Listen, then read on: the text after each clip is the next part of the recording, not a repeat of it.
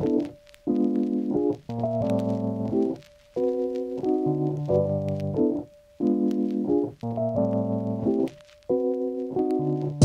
hola. Vicu Villanueva. Julián Urman. ¿Cómo estás? Bien, muy contenta de estar acá. La verdad, muchas gracias por la invitación. Es nuestro primer evento de robótica del año. Sí, es la primera vez que nos juntamos en 2024 a hacer esto y Muy es acá cierto, en vivo, así muy que... cierto. La primera vez que es en vivo también, yo creo. Sí. Sí. Muchas cosas nuevas. Bueno, y un poquito queríamos contarles primero de por qué elegimos este título, que da, por lo general, la sensación opuesta de lo que queremos transmitir. Robótica para principiantes, parece que nosotros fuéramos expertos que vienen a como masticar el tema para que ustedes, que no lo son, puedan digerirlo. Ustedes principiantes. Claro, y no es así para nada.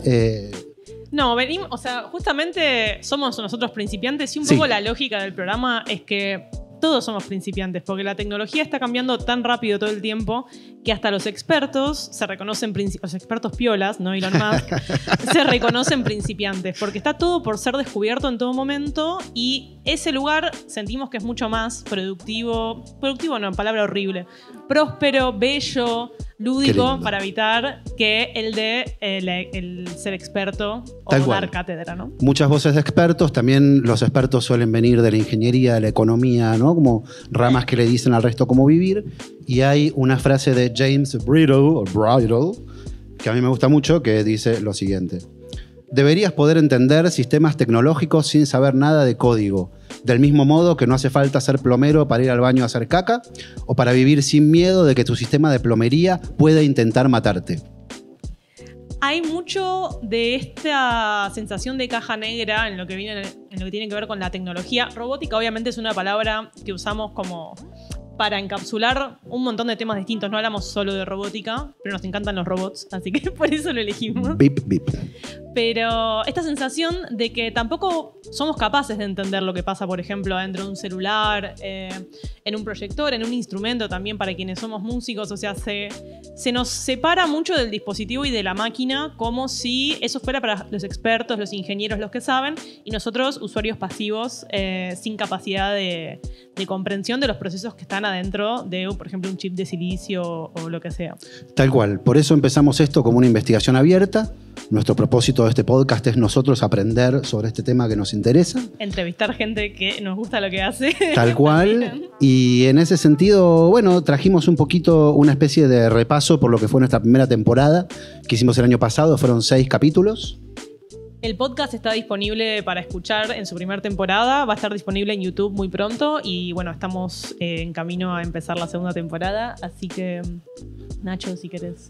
Si querés poner esa primera, ahí vamos. Este fue el primer capítulo de todo el podcast y nos llevó medio año hacerlo. Después de que hicimos se aceleró mucho el proceso, pero hubo muchísimo de buscar qué exactamente queríamos decir, porque hay tanta gente hablando pavadas en este momento sobre todos los temas en todos lados, que realmente queríamos encontrar algo especial, algo que nos cebara, que diera cauce a todas estas inquietudes, libros que estábamos leyendo, ideas. Sí.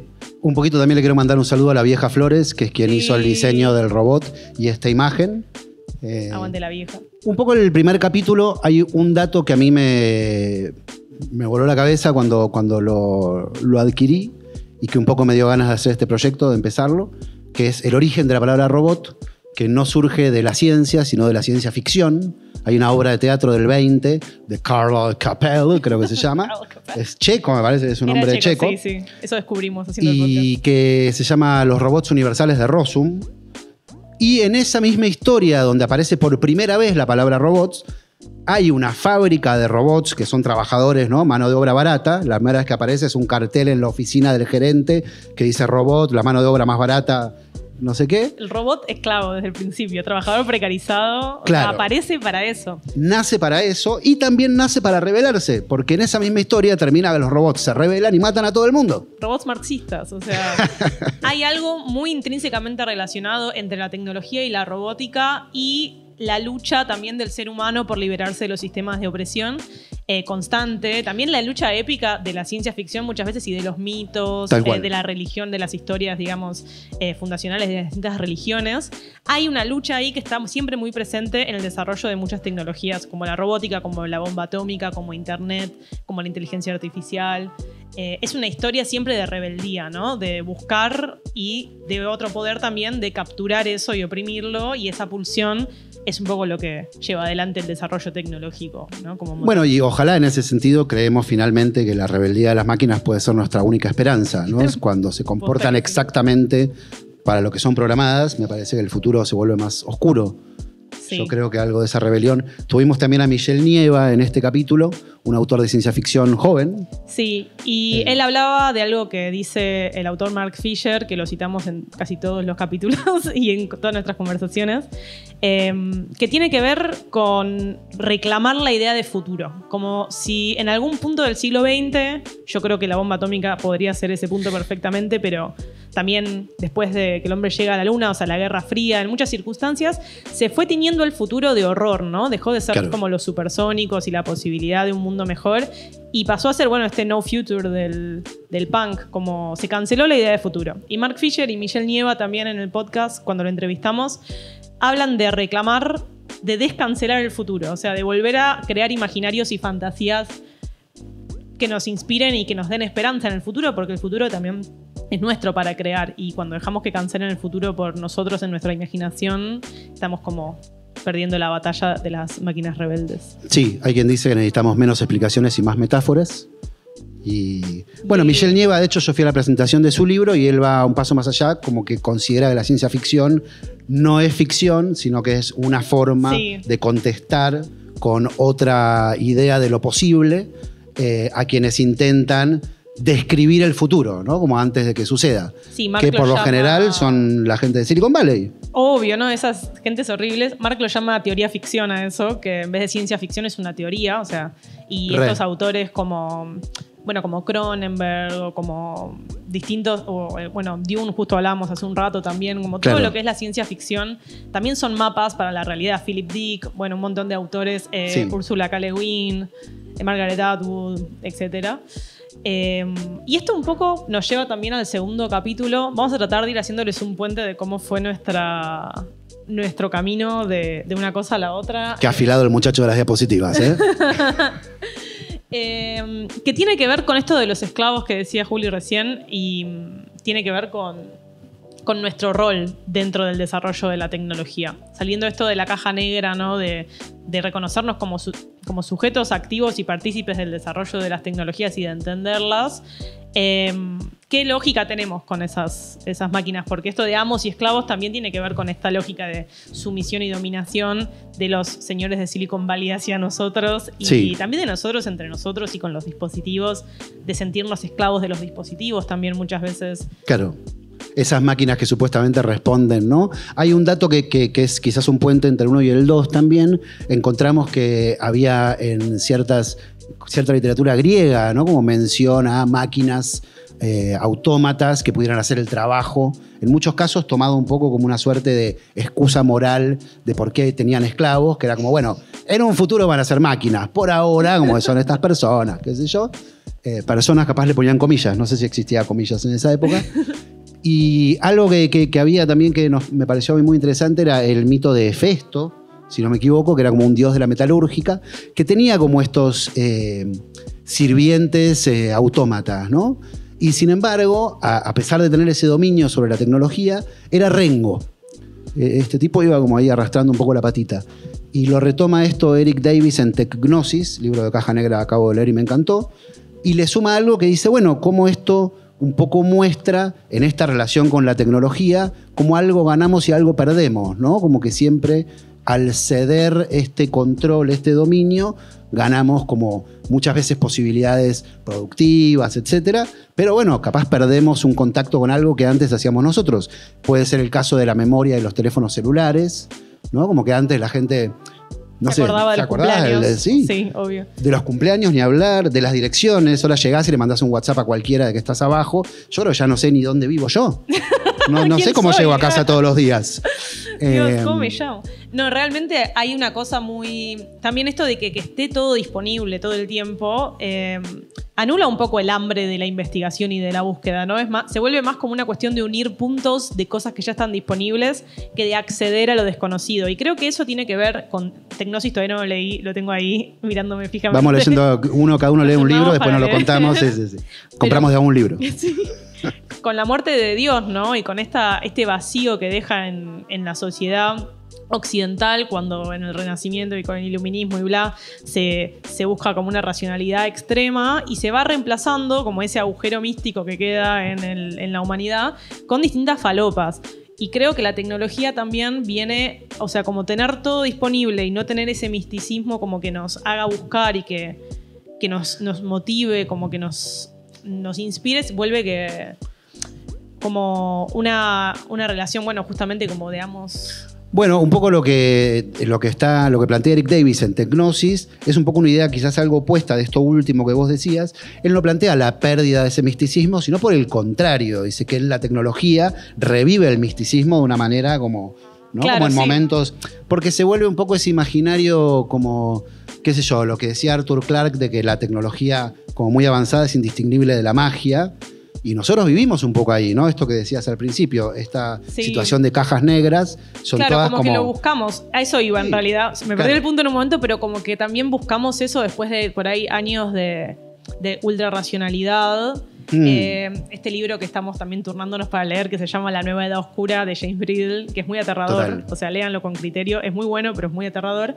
Que dice que estamos como en una nueva edad media. Que después de como siglos de búsqueda intelectual y de iluminismo y de racionalidad, un poco ahora como aparece esto, que está todo acá, que es medio mágico, que es medio misterioso, y de alguna forma como que nos entregamos, como en la Edad Media sucedía con la iglesia o con la religión, a el dios internet o el dios redes sociales, confiando cuando del otro lado están estos señores como Elon Musk y Mark Zuckerberg. Tu gran amigo Elon Musk.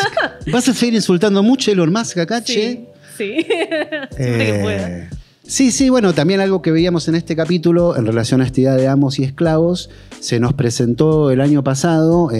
También, bueno, fue justo un año que decidimos hacer este proyecto, o sea, y que el mundo tecnológico se dio empezamos patas a charlar para arriba. Cuando, o sea, literalmente el mismo mes que apareció como la idea de ChatGPT popularmente, digamos, porque se venía desarrollando, pero que fue diciembre de 2022 más o menos.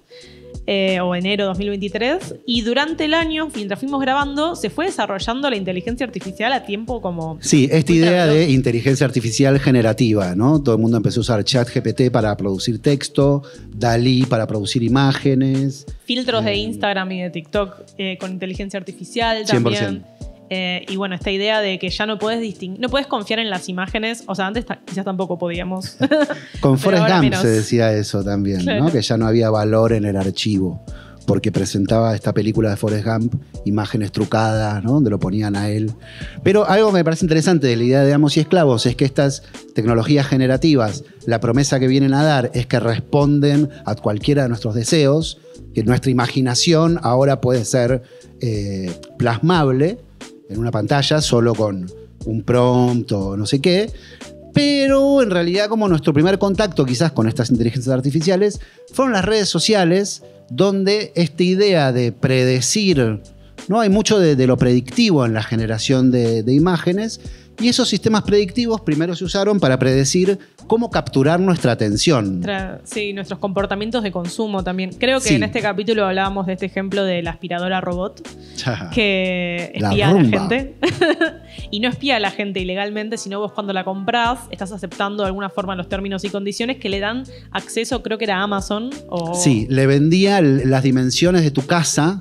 Sí. Para que pueda de ese modo ofrecerte publicidades acorde a tu nivel socioeconómico. Y de alguna forma, al ponernos en un rol de que aceptamos que no sabemos, por ejemplo, la típica de que nadie lee los términos y condiciones, como 100%. ese capítulo de South Park en el que los convertían en un iPad humano por no leer los términos y condiciones, delegamos y no nos involucramos porque es muchísimo. También James Bridle hablaba en el libro La Nueva Edad Oscura, que realmente es mucha información, también como el cambio climático, ¿no? Como yo creo realmente que no es que a la gente no le importa, sino que es mucha información para procesar. Sí. Es enorme la carga cognitiva que tiene empezar a investigar acerca de lo que realmente está pasando con la ecología, Bueno, sí. con Silicon Valley. Pero creo que también esta búsqueda que estamos haciendo y distintas cuestiones que uno puede hacer en comunidad hacen más llevadera esa carga para no tener que estar uno investigando y googleando y enloqueciendo, sino poder colectivizar esta información y este conocimiento. Totalmente, y hay un término que vos usaste ahí varias veces, que es buscar, que hay un peligro de que sea una de esas cosas que tercerizamos ¿Sí? en estos algoritmos ChatGPT, que eligen contame por cómo nosotros. está el cambio Bueno, climático. ni hablar.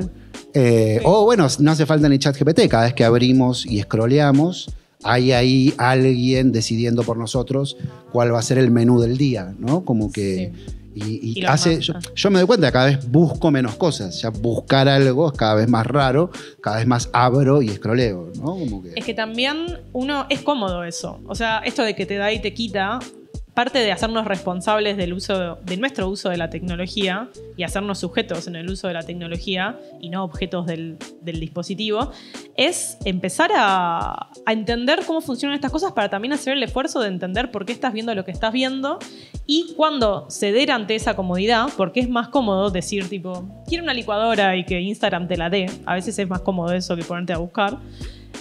Con el trabajo que implica hacer ese esfuerzo, pero Sí. que te da más libertad o más autonomía de alguna forma o más conocimiento de cómo operan esas interfaces. Sí, que bueno, todo que el día. también la contracara de esa comodidad es la mercantilización de nuestra atención, Yes. ¿no? Hay algo que a mí me divierte mucho, que es la diferencia entre cómo se dice en español y en inglés. Es muy bueno. Nosotros decimos prestar atención, en inglés dicen pagar atención, dicen pay attention.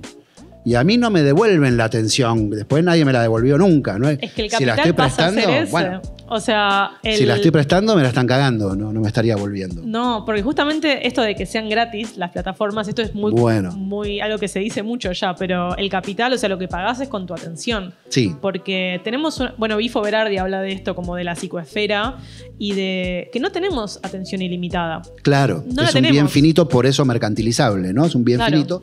Y muchas veces también el problema es que esa atención como sociedad es un bien finito también y que puede ser ocupada, como me parece muchas veces lo vemos, por cuanto más ocupás de ese espectro, como que ganaste, ¿no? Del que más se habla es el que ganó.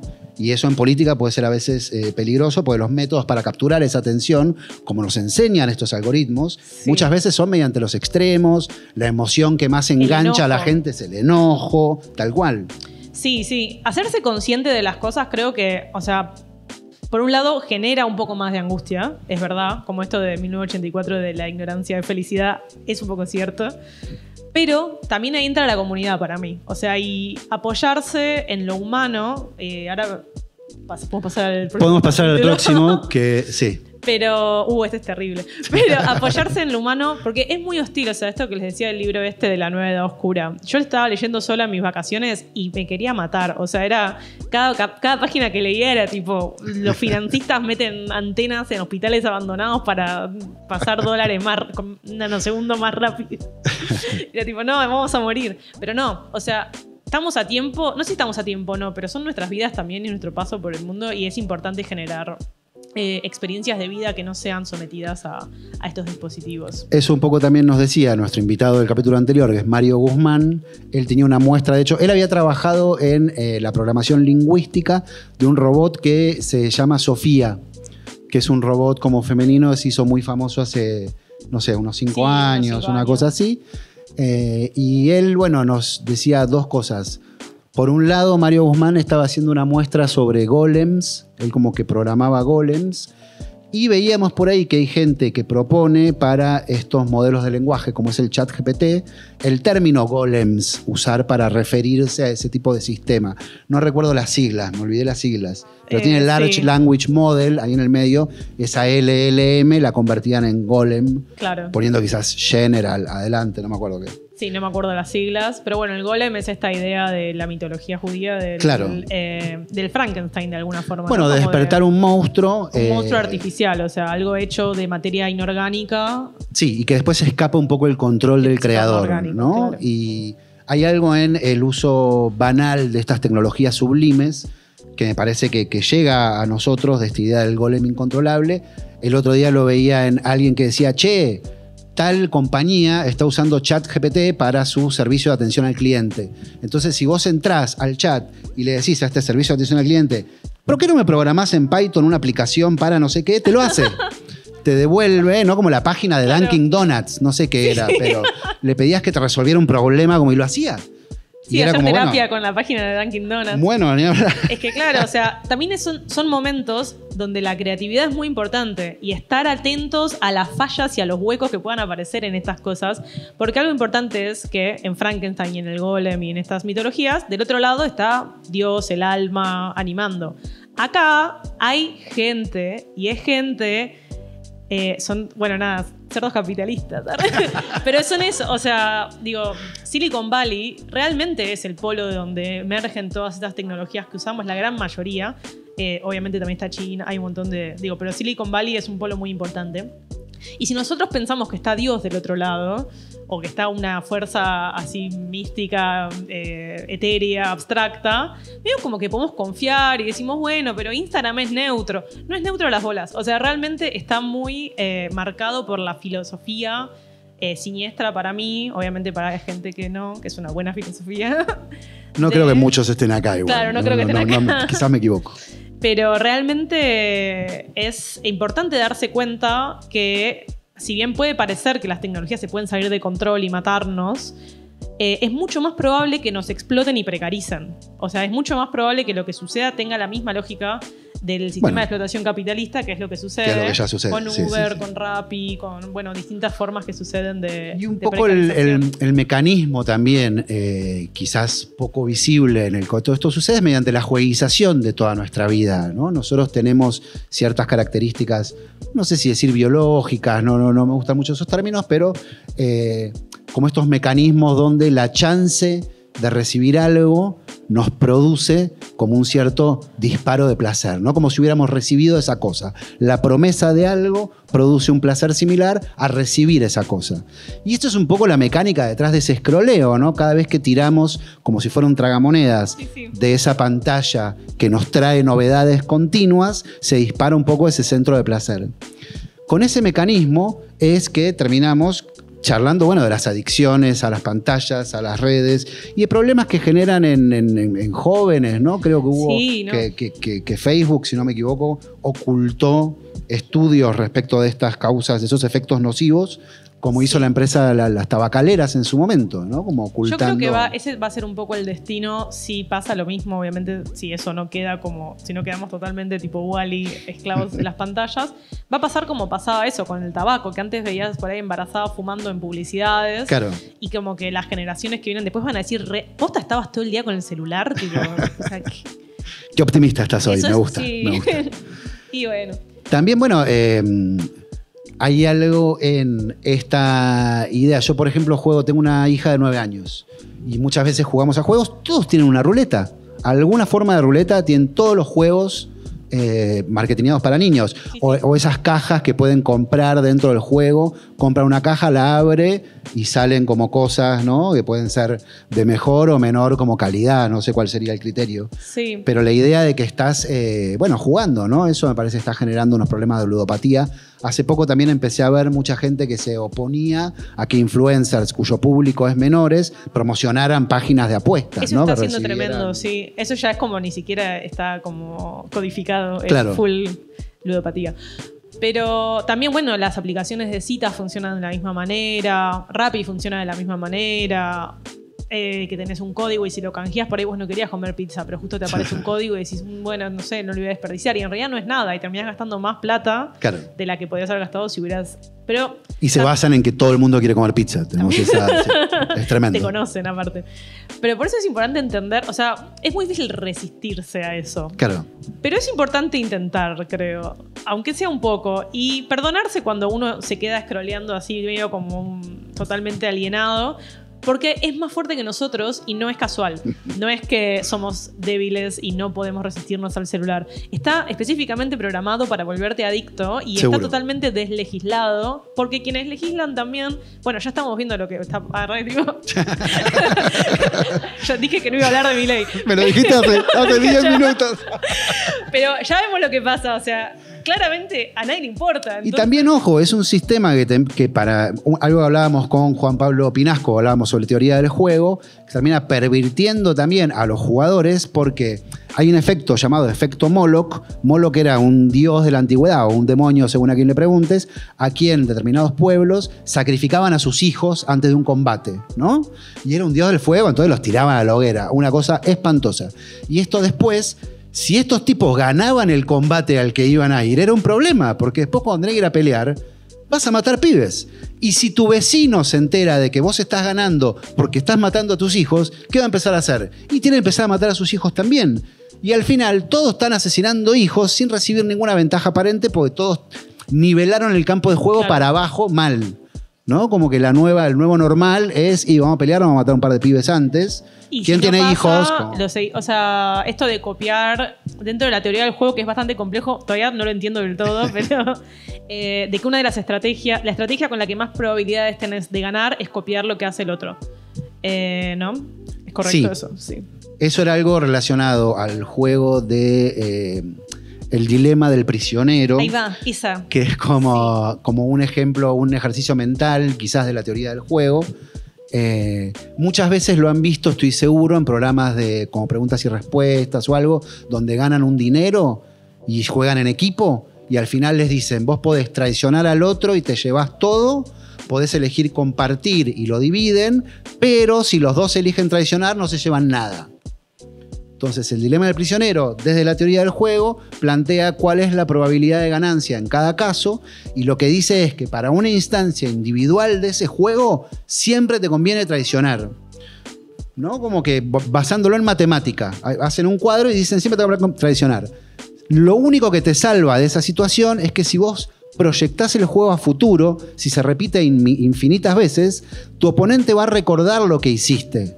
Entonces esta es la idea de te conviene ir tanteando, vos ir con la buena onda. Exacto. Y se hacen amigos. La confianza en el futuro, claro, es lo que hace que el dilema del prisionero, en el dilema del prisionero, deje de convenir traicionar y convenga cooperar. Como que con un desconocido en una situación de una sola batalla, digamos, siempre estadísticamente es mejor traicionar. Porque hay más probabilidades de perder. Bueno, el problema que hay con eso es que cuando la gente deja de creer en el futuro, deja de creer en la cooperación. Y en los sistemas competitivos, empresariales, corporativos, tienen eso adentro que es, no importa el futuro, yo te tengo que ganar hoy.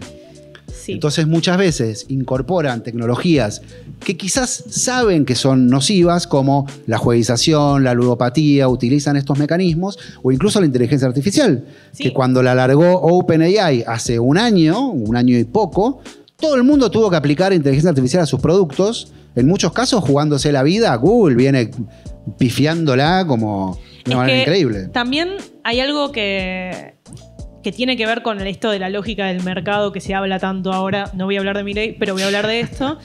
Que de alguna forma también, como la inteligencia artificial, se cree que hay un equilibrio que nos excluye a nosotros, en el cual la cualidad humana no influye. Y el mercado se regula solo, la inteligencia artificial se regula sola. La caja negra. Estamos ¿no? nosotros en el medio, con nuestras pulsiones, con nuestras posibilidades de generar cooperación y comunidad y nuestras posibilidades de matar bebés, o sea, por siempre. Total. No tiene ninguna connotación, porque también ahora todo está dañado por esta gente. Bueno, y el otro ejemplo que se habla en teoría del juego, la otra manera de regular el dilema del prisionero, una es con la distancia a futuro y la otra es con, yo lo leí como el capo mafia, o sea, una figura externa que por el dilema del prisionero también se expresa muchas veces con dos personas que son arrestadas y las interrogan por separado y les ofrecen este trato, ¿no? Si cooperas, etc.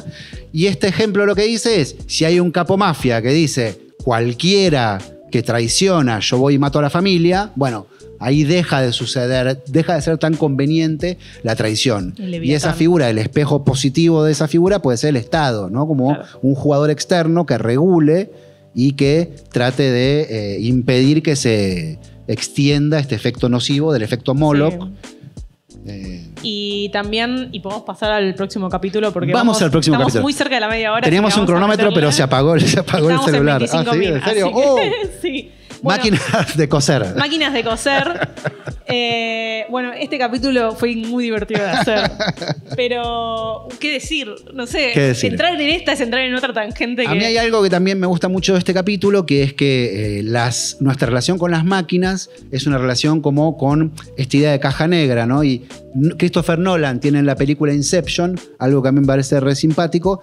En la película Inception crean sueños para soñadores, ¿no? A los que meten en ese sueño, a los que quieren robarles algo, una idea.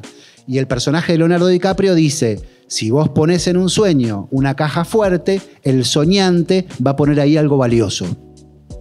Y yo siento que las máquinas son esa caja fuerte y nosotros ponemos algo valioso nuestro, que es nuestro deseo, constantemente ahí. La máquina no desea, siempre el deseo lo ponemos nosotros. Tiene que ver con lo que decíamos recién también del mercado, o sea, y de cualquier estructura creada por humanos de la que queramos extraer el factor humano, ¿no? Como que siempre va a reflejarnos a nosotros. Claro. La tecnología y cualquier dinámica, ¿no? Que exista. Pero... Y bueno, algo que tiene ese deseo es que yo creo que en la relación con la máquina, una de las maneras más simples o más a mano que tenemos para solucionar ese vacío es el porno. Sí, este capítulo se trata sobre porno en realidad, pero no sobre el porno como algo para debatir, digamos, en sí, sino que es un hecho de que la internet en gran parte se desarrolló sus herramientas técnicas y sus recursos para difundir pornografía. O sea, ¿por qué eso y no videos de animales? ¿Qué pasó ahí? Y bueno, de eso se trata este capítulo, ¿no? Tratar de investigar. Claro, hay un estudio que quisieron hacer en una universidad de Estados Unidos, que era ver los efectos del porno en, creo que era gente universitaria. Y no lo pudieron hacer porque no había grupo control. No había nadie que no mirara porno.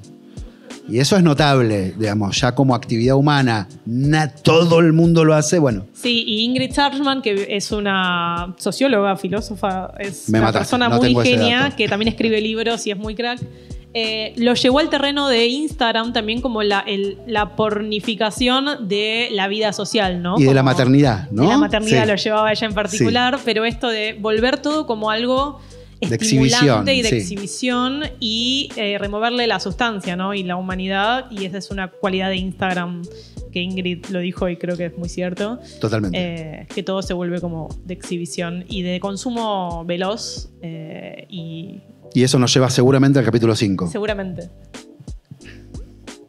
Capítulo 5, por favor. Ahí va. Tu propio jefe. Tu propio jefe. Duró 2 horas y lo tuvimos que acortar a media hora porque nos fuimos muy por las ramas charlando. Pero bueno, habla sobre el trabajo justamente. Y sobre la precarización que genera esto que decíamos recién de Uber y Rappi. Y a todos en general. O sea, yo trabajo, por ejemplo, haciendo distintas cuestiones relacionadas al marketing digital y a la creación de contenidos y lo que sea. Y cada vez está más precarizado también porque cada vez tenemos menos resistencia ante, por ejemplo, si Dunkin' Donuts quiere poner un chat GPT en vez de un ser humano que conteste y que cobre ese salario, ese ser humano deja de percibir ese salario y lo que está pasando cada vez más es que no consiguen otro trabajo, porque por ahí son gente que se capacitó también, como pasa con los traductores ahora. Bueno, sí, los traductores y los correctores de texto. Que dedicó una vida entera a aprender un oficio que de un día para el otro se automatizó. Se automatiza y no se reemplaza con otra cosa. Esas personas, o sea, no hay ningún tipo de conversación tampoco colectiva o de política de Estado acá, nada, obvio, pero de ver cómo contener eso, ¿no? Y cómo direccionar eso hacia un mundo en el que las personas trabajemos menos y las máquinas trabajen más, pero las personas podamos percibir los beneficios de eso. Detrás de esta idea también me parece que hubo un cambio como de mentalidad muy grande y un cambio de ética, que fue pasar como de la ética protestante que ponía en el lugar supremo como al trabajo, a la ética hacker. Que la ética hacker tiene otra frase que es sé tu propio jefe. La ética protestante tiene como el tiempo es dinero. Y para la ética hacker no, lo que te mueve es como tu pasión, tu propio, seguir como tu propio deseo. Sí. Y que termina con esta tergiversación de esta idea como de una ética hacia como, bueno, una autoexplotación, ¿no? Como... Sí, como también la historia de Mark Zuckerberg, que esa peli me parece excelente, la de la red social, que muestra eso, cómo por ahí un hacker o una persona con las herramientas técnicas puede devenir en un tecnolord. Total. Elon Musk no, porque es otra cosa. Un filántropo de... Pero bueno, también hay algo que en la mentira de la inteligencia artificial El otro día leí algo que no me acuerdo dónde lo leí, pero que me parecía re interesante, que proponía cambiar. Porque inteligencia artificial lo que deja entrever es que es una inteligencia como la nuestra, solo que no es biológica, ¿no? Sería como un poco eso lo que me parece busca transmitir.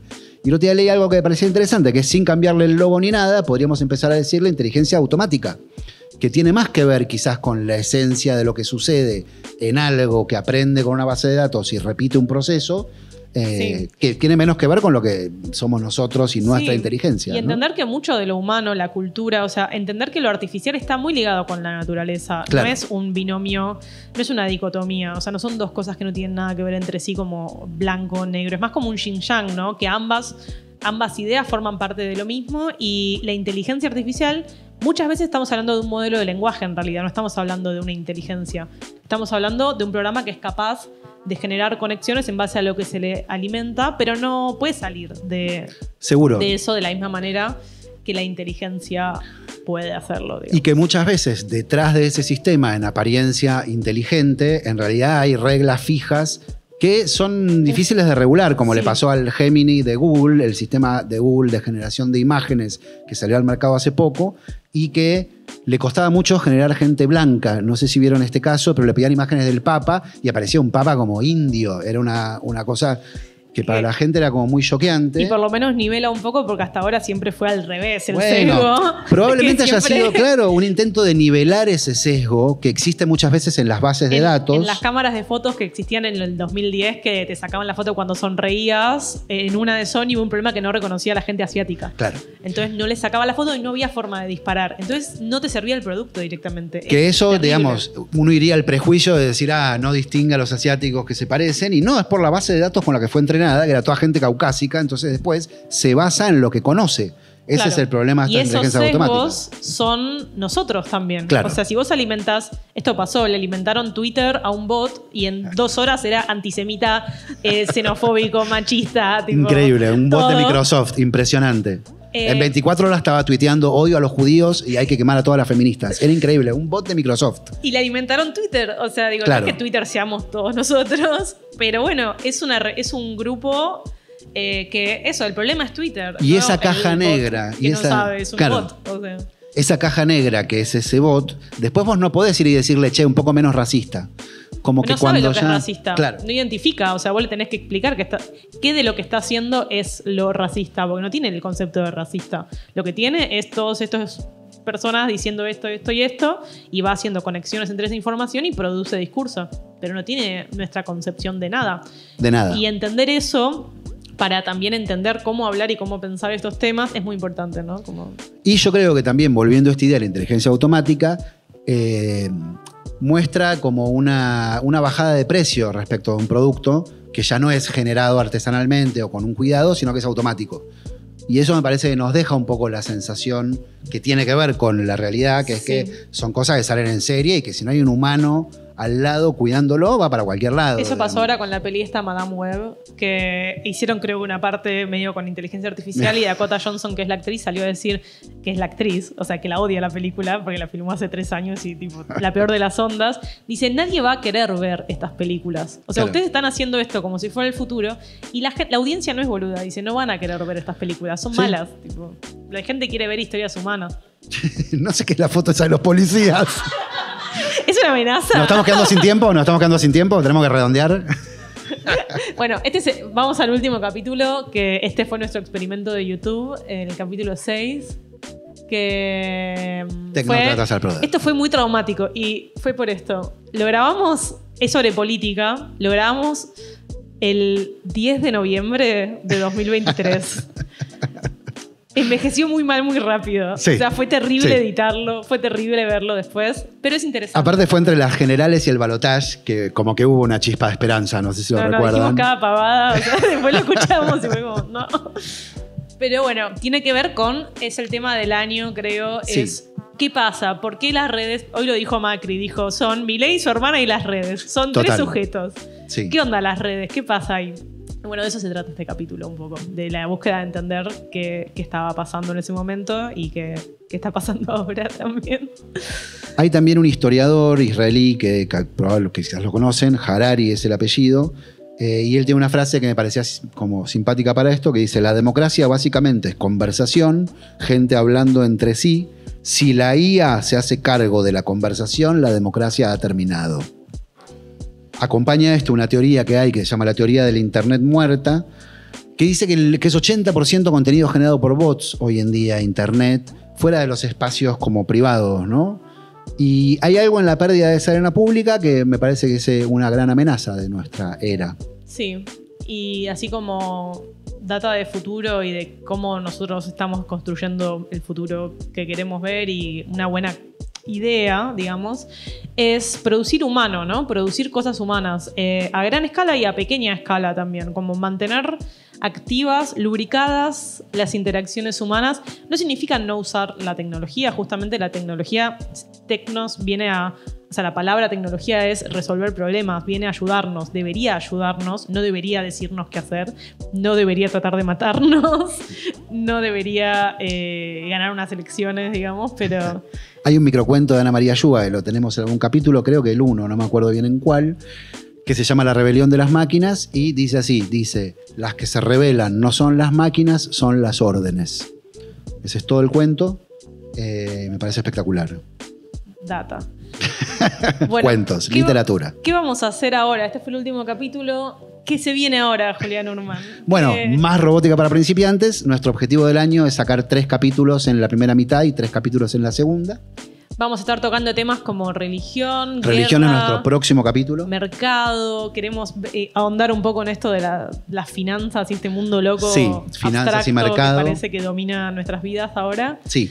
Y distintos temas más. Van a haber invitados. Vamos a hacer seguramente algún evento en vivo. Nos encantaría que vengan si tienen ganas, que nos sigan en Instagram. Estamos como robótica.para.principiantes. Y especialmente para hoy nos hicimos un sitio web. Impresionante, espectacular. Que pueden escanear en ese QR o pueden guardar en robóticaparaprincipiantes.com.ar, en el que también tienen la posibilidad de ayudarnos con un cafecito para que este año la podamos seguir. Romper, más que seguir, romper. Es muy divertido para nosotros hacer este proyecto y nos encantaría que escuchen el podcast, obviamente, y nos cuenten qué les parece, nos manden artículos que encuentren tipo, che, esto es re robótica para principiantes.